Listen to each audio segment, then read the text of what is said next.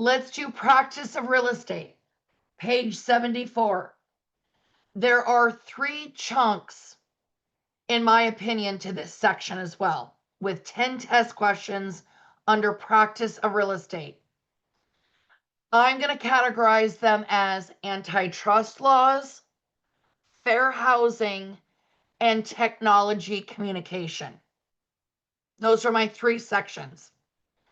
Antitrust laws, of the 10, I'm going to estimate 3-ish of them will be on antitrust laws. Then I think you're going to have another 4 or 5 on fair housing. And the remaining 2 or 3 is going to be about technology and communication. That's going to be my general breakdown. So within these test questions, of the 10, I'm going to have you really focus on fair housing. Okay. Let's do these antitrust laws, though, on page 74. Antitrust laws are laws created to prevent businesses from creating monopolies or anything that would restrict the free flow of goods and services. The key terms there that I would look for is monopoly, bad. Free flow of goods and services, good. Good. Now, there's 4 basic categories of antitrust laws: price fixing, group boycott, allocation of customers and markets, and tying or tie-in agreements. And again, tying agreements is also a part of our Iowa code under prohibited practices. I would know the definition and an example of all, specifically price fixing and group boycott. Price fixing occurs when 2 competing businesses get together and say,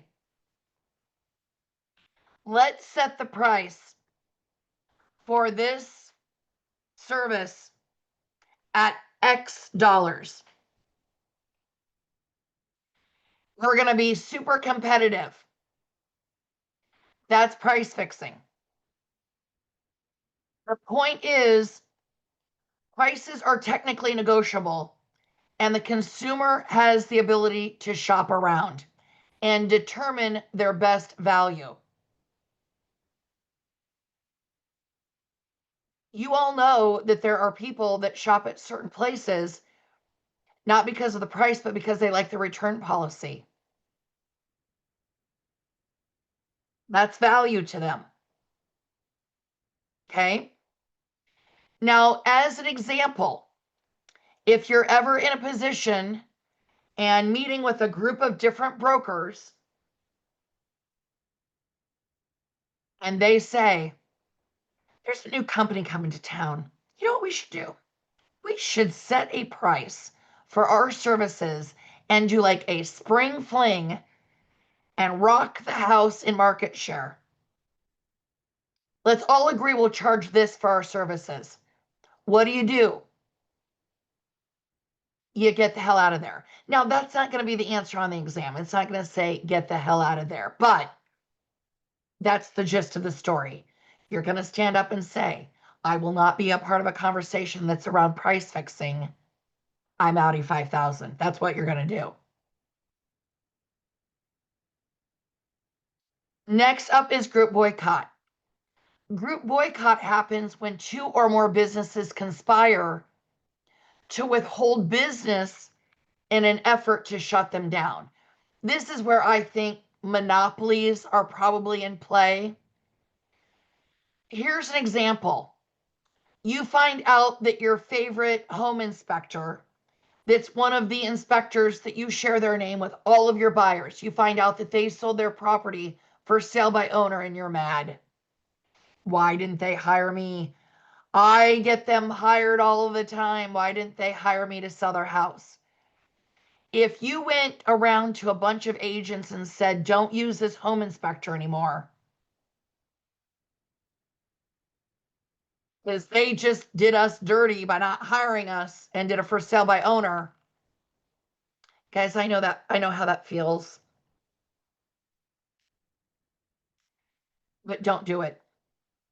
Don't do it. That's a group boycott. I really do worry on social media. Someone goes on there and says, has anyone ever worked with XYZ builders? What's your feedback? And then a bunch of agents from different brokerages start just ripping this builder. Uh-uh. Uh-uh. Not only is that tacky, it's a group boycott. It's a group boycott. Allocation of customers and markets just basically means there's no limit to the number of real estate agents that can get their license. There's no cap, which means if you feel like you can get in this business and make a living, then you get your license, which is what you're doing right now. And you can work with any customer and any market. You're licensed in Iowa. I can't come to you and say, only I work with middle-aged women with long dark hair. How dare you take my client? No, no. And then a tie-in agreement means we cannot tie two contracts together.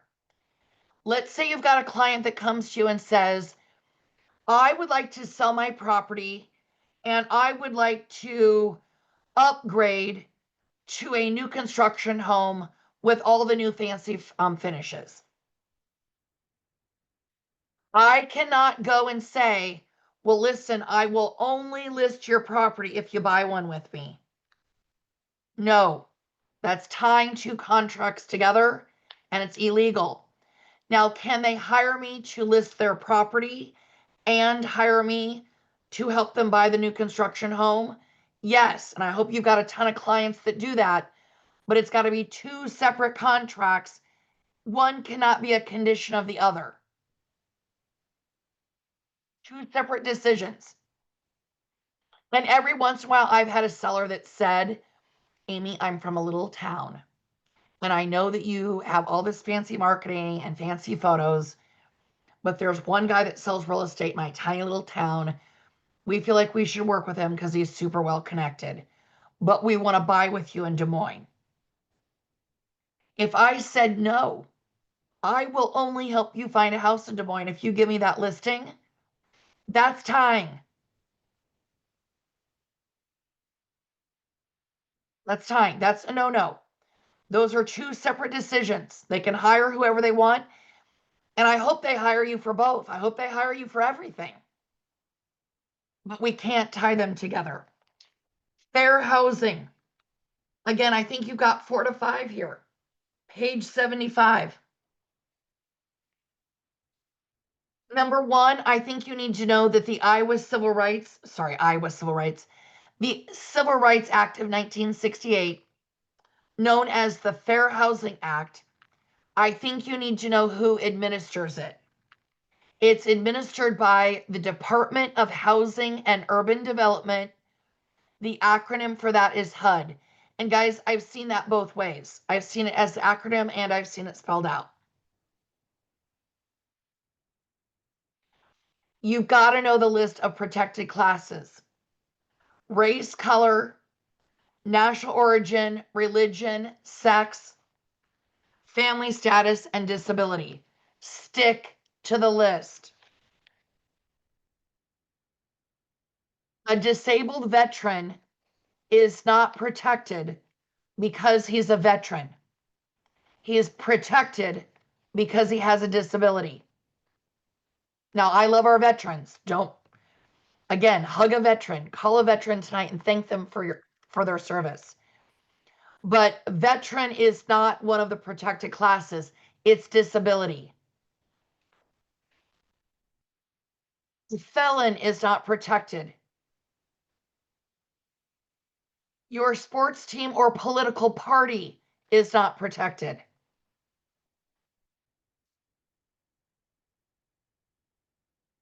So if you want to deny housing because someone is Democrat or Republican, okay. But if you do it because they're a female Democrat or Republican in town protesting or running a campaign, now that's a problem because male and female is sex, that's a protected class.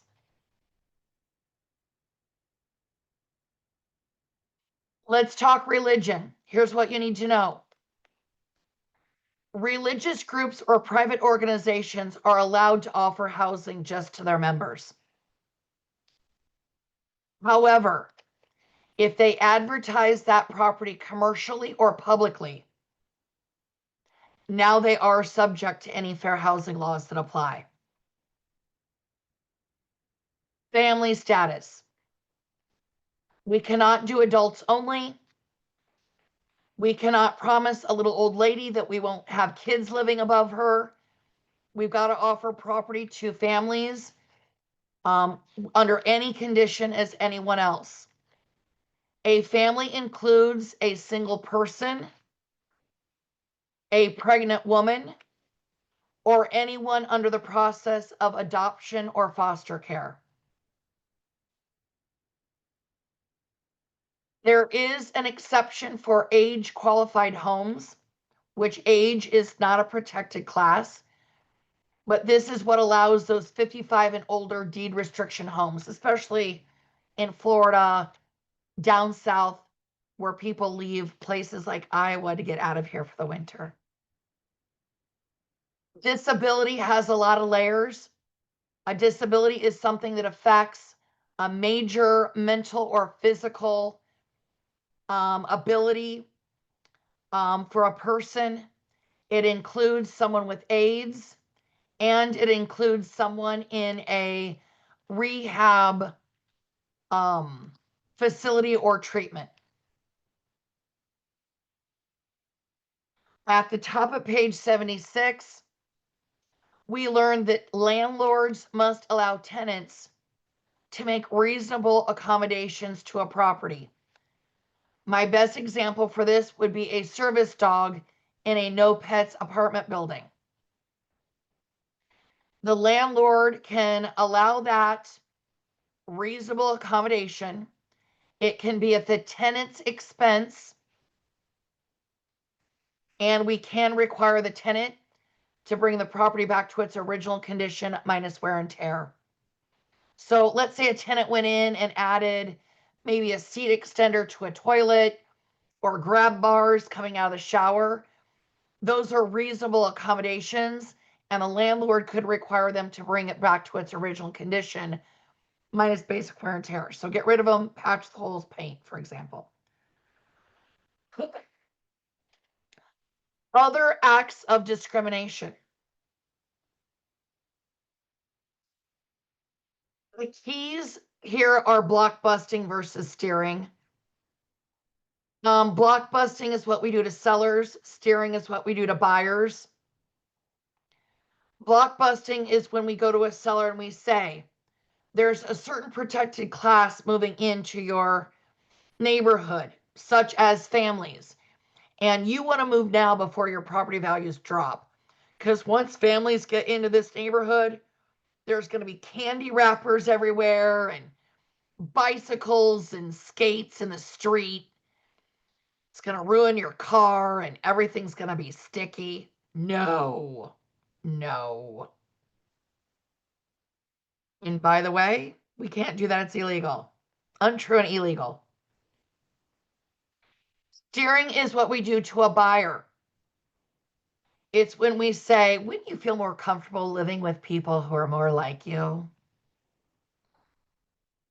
And I say, what do you mean, charming and witty? Where is that neighborhood? Illegal. The only reason we should deny showing them a property is finances. We don't know, or we have reason to know that they can't afford it. That's the only reason. Somebody wants to look at a $450,000 house, and you know that they're only pre-approved up to 350. That's the only time that you can say no. Otherwise, you go show it. We're in Iowa, and I feel like we're hashtag Iowa nice, right? We're Midwest state. We've got more pigs than people. I mean, come on. It amazes me though. I was at a party once, well, it was a business, a launch party or whatever you call it. Ribbon cutting, I guess is the better word. And it was for a brokerage. And I remember the gal that was opening the office told me that an agent came and said, I can't believe you're opening an office here. Aren't you afraid of getting shot here in the ghetto? Guys, no, no, no. That cannot be how we're describing our properties. That cannot be our mindset. Now, are there neighborhoods I would prefer not to live in? Yes. But I'm not the one that's buying the property. My buyers are. And if it's what they want and it's what fits their needs for whatever reason, that's their decision. That's their decision. If they ask me, is this a safe neighborhood? I have no idea what that means. My definition of that is different than yours. So I provide this source and let them make decisions. Redlining at the top of page 77 is another great test question. This is actually a mortgage question. It's actually financing. But because it happens so much with discriminatory practices, I've put it here. Redlining back in the day was a part of a mapping system that banks would use to determine whether they were going to let a minority get a loan in a certain area. And there were maps that banks had, especially connected to an FHA loan, that would say if a minority wants to buy in a green or blue area, we don't want to do an FHA loan there because it might ruin the values of the rest of the properties where we've got loans. So instead, we're going to confine them to this red-lined area. Now, I showed you some red-lined maps. I encourage you, go and search the Polk County Housing Trust Fund. They've got a great redlining display and a bunch of videos that tell the history of redlining in Des Moines and in Iowa. When I say they're great, I don't mean the story is great. It will shock you. I'm saying it's great because they've done such a good job articulating our history. You'll learn a lot. But I showed you some of those redlining maps, and you can see a lot of those redlined areas were riverfront or river bottom neighborhoods. And a lot of those you can see is right where we did eminent domain then and displaced those families when we put in our highways like I-235 here in Des Moines, our business district. There's a lot of history behind that that's affected it's affected generations, after. I do think you need to know who is exempt from these fair housing laws. An owner occupied 1 to 4 units. If it's owner occupied 12 units, we got to follow all the applicable fair housing laws. The other exemption is if a seller sells their property without a real estate professional. But here's the key. If someone hires you as a real estate professional, as a licensed agent, fair housing laws apply no matter what. And again, we're talking fair housing. Commercial real estate is not a house, right? That's the other key thing to keep in mind with some of these questions. And then again, a private organization or religious group, they can rent to just their members only. I do think that you're going to have a question around advertising. And my advice to you is it needs to stick to the people. It needs to stick to the property, not the people that are going to live there. So key things like adults only would be a no-no. Walking distance to your favorite bakery. No, that implies you've got to be able-bodied and not disabled. Close to Hope Lutheran Church. No, that implies you've got to be Lutheran to live there. So stick to the property facts. And then the other thing I'm going to layer on top of that is stick to general circulation. If you want to market your business in a Korean speaking magazine, for example, because you speak Korean and you want to give that service, you can advertise you as an agent in there all day long. But we wouldn't want to advertise a specific property because it might indicate that you've got to be Korean to buy it.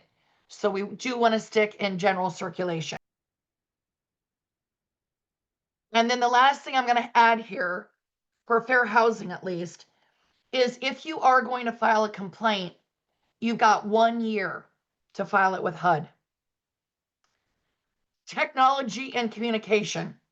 1, 2, maximum of 3 questions out of here. I'm going to put 2 out of page 78 and 79. Number 1, multiple listing service. Not a requirement that you join one. It's a requirement by the state you have a license. But in MLS or any other data where you share listings with other brokerages, that's you're deciding. That's a membership, not a state requirement. I want you to know that about MLS. Huffing. This is where we exaggerate the features, but it doesn't rise to the level of fraud, which is illegal. And I think I gave you that example of like that antebellum home.